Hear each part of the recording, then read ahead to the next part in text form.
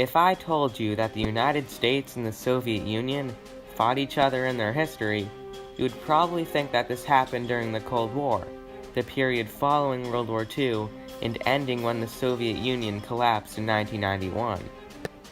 During the Cold War, tensions between the United States and the Soviet Union were extremely high, but the Americans and Soviets did not officially fight each other during this time period.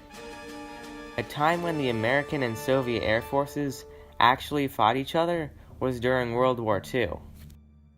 In the summer of 1941, Germany launched a massive 3.5 million men invasion into the Soviet Union. During the Soviet-German War, the United States supplied the Soviet Union with military equipment through the Lend-Lease system. In 1942, the Declaration by the United Nations was signed.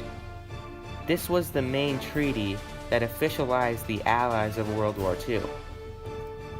The Americans and Soviets had Germany as their common enemy and signed a treaty formalizing their alliance against Germany.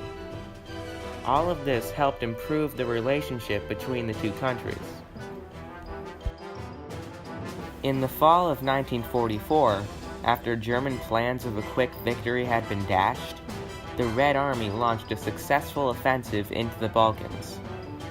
They advanced into Romania, Bulgaria, Greece, and parts of Hungary and Yugoslavia. During this time, German troops evacuated from Greece and southern Yugoslavia towards the north. American planners organized a strike group to attack these evacuating German units. American aircraft, called P-38 Lightnings, had the task of attacking these moving German units across German-occupied Yugoslavia.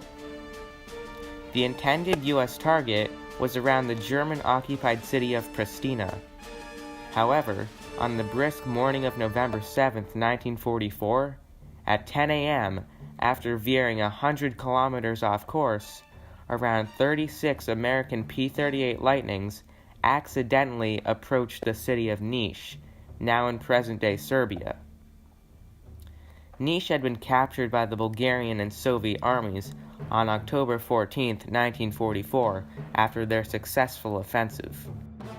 At the time, a Soviet unit named the 6th Guards Rifle Corps was moving north from Niš to reinforce Belgrade, the capital of Yugoslavia. When they spotted the approaching P-38s, the Soviets thought that they were German FW-189s, as they looked very similar to the P-38. The American pilots, thinking that they had spotted Germans, dove on the Soviets. The airfield around Niš prepared the anti-aircraft weapons and fired on the Americans. The Soviets were confused because they thought that Germans were attacking, and it was uncommon for German aircraft to operate in the region. After a few minutes, the P-38s managed to kill 31 Russian soldiers, wounded 37 others, and destroyed 20 trucks. Among the killed was Soviet Lieutenant General Grigory Kotov. When American pilots got close enough to the ground, the Soviets were able to see the U.S. Air Force insignia on the attacking aircraft and were certain it was the Americans who were attacking. This brought even more confusion, because why would the Americans attack their allies? The Soviets eventually managed to send one squad consisting of 3 Yak-3s into the sky. The Americans, still thinking that they were fighting the Germans, began attacking the Yak-3s that were taking off from the airfield near Niš. The Americans didn't want their air superiority being contested, so they quickly dove to forestall the Soviet aircraft. A volley of fire from one of the P-38s destroyed a Yak-3 shortly after it had taken off.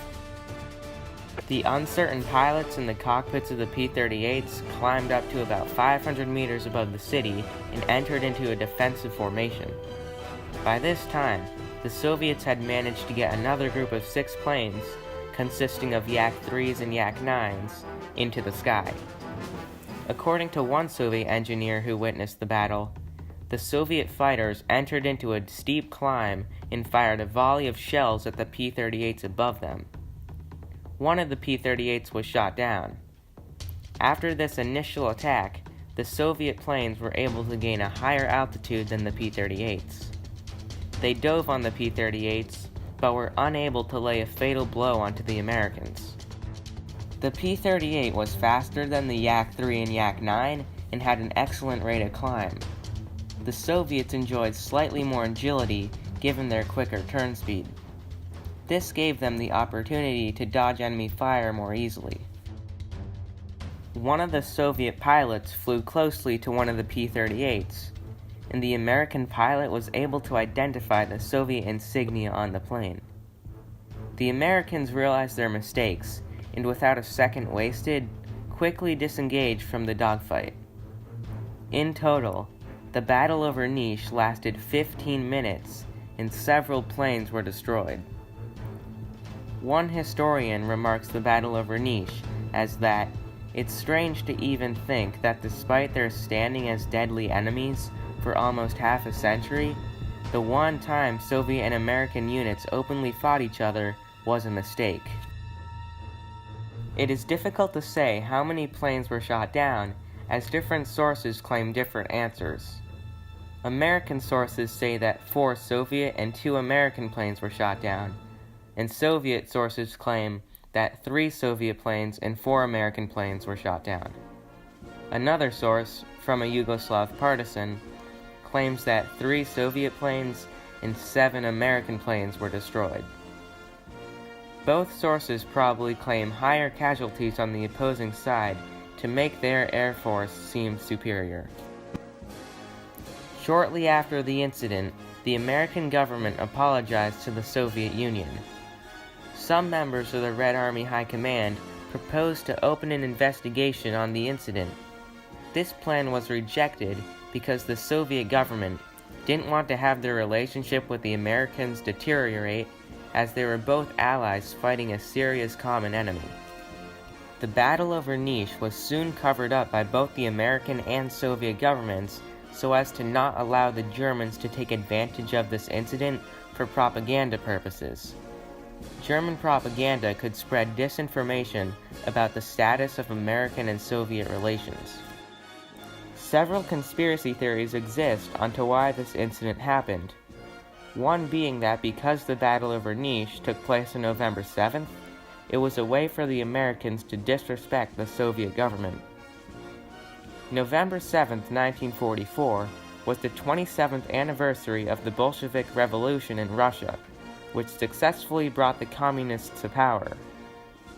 Because the Americans attacked on the day that was important to the Soviet Union, some feel that they did this because they dislike communism in the Soviet government. Another thing that makes the Americans look suspicious is that they failed to notice the red markings on the Soviet planes early on in the battle. This theory may not be true, however, because friendly fire was common when communications failed, and there was no way that the Americans and Soviets could contact each other during the battle. Also, right after the US plane saw the Soviet markings, they disengaged from the battle.